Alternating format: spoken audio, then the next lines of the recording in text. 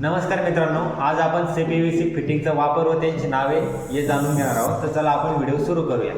तर सर्वात पहिले हा 90 डिग्री एल्बो आहे. जसं की आपल्याला 90 अंशामध्ये पाईप वाढवायचा असेल तर आपण 90 डिग्री एल्बोचा वापर करतो. त्यासोबतच ही एंड कॅप आहे. जसं की आपल्याला एखादं कनेक्शन बंद करायचं आहे, पाईप आपल्याला कायमचं बंद करायचं तर आपण एंड कॅपचा वापर करतो. त्यासोबत ही ब्रास टी.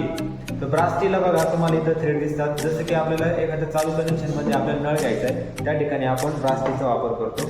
त्यासोबत ते टाकी नेपाल आहे. जसं की आपल्याला टाकीत इनलेट आउटलेट घ्यायचं असेल तर आपण टाकी नेपालचा वापर करतो. त्यासोबत हे स्टेप ओव्हर बेंड आहे. स्टेप ओव्हर बेंडचा वापर आपण जसं की कन्सिल फिटिंग करताना एका लाईनवर दुसरी लाईन जाणार आहे त्यावेळेस पाईपवरती पाईप जाणार असेल त्या ठिकाणी आपलं स्टेप ओव्हर बेंड वापरणं कंपल्सरी आहे. त्यासोबत ही युनियन आहे. जसं की आपण मोटर इन्स्टॉलेशन करताना, पंप इन्स्टॉलेशन करताना आणि टाकी इन्स्टॉलेशन करताना आपल्याला युनियनचा वापर करायचा असतो. जसं की आपल्याला कधी आपण ते खोलू शकतो कनेक्शन.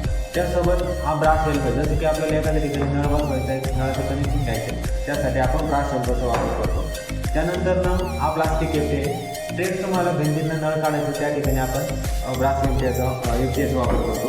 त्यासोबत हा MTA या फिटिंग आपण CPVC पाईप ट्रान्सफर करायचा किंवा कनेक्शन दुसरा पाईप पहिल्या पाईपला जोडायचं किंवा CPVC UPVC पाईप एकत्रित जोडायचे. पाईपचे डायमेन्शन वेगळा असल्यामुळे पाईप जोडला जात नाही त्या ठिकाणी आपण MTA आणि FTA फिटिंगचा वापर करू शकतो. जसं की त्या एकमेकाला अशा जोडल्या की पाईपचं कनेक्शन होतं. त्यासोबत हा तुमचा रेड्युसर टी आहे. रेड्युसर टी आपण एक कनेक्शन बारीक आणि एक जाड. जसं की समजा इथे पावनाचं आणि इथे एकचं दिलेलं आहे तर आपण पावना एक कनेक्शन करण्यासाठी रेड्युसर टीचा वापर करतो. 45 डिग्री एल्बो आहे. जसं की आपल्याला 45 अंश जर पाईप वाढवायचा असेल तर 45 डिग्री एल्बोचा वापर करतो. जसं की क्रॉस टी आहे.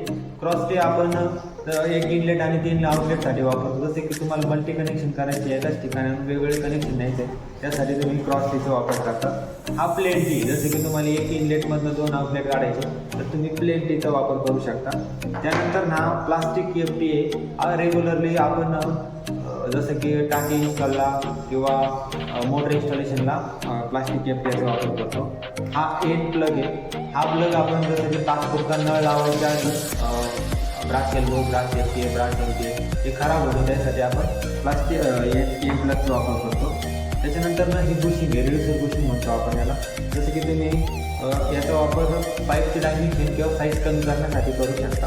त्यानंतर हा प्लास्टिक MTA आहे जो की आपण ब्रास आणि प्लास्टिकमध्ये 2 मटेरियलमध्ये येतात. हा स्वस्तात पडतो आणि ब्रासचा आहे तो महागात पडतो. तर याच्यासाठी ही आपण वापरू शकतो. त्याच्यानंतर हे रेड्युसर कपलिंग आहे. एक जसं आपण रेड्युसर बुशिंग बघितलं कमी जागेचा वापरतात आणि रेड्युसर कपलिंग जिथं जास्त जागा आहे तुम्हाला एक पाईप कमी साईजमध्ये करायचं जसं 1 इंच 4 इंचमध्ये करायचं आहे, 5 इंचमध्ये करायचं त्या ठिकाणी तुम्ही रेड्युसर कपलिंगचा वापर करू शकतो. आणि हे साधं सॉकेट कपलिंग म्हणतो आपण त्याला. समांतर आकाराचे 2 पाईप एकत्रित जोडण्यासाठी आपण याचा वापर करतो. तर कसा वाटतं व्हिडिओ मित्रांनो तुम्हाला? ही सर्व माहिती तुमच्या कामाची असणार. चला तर धन्यवाद.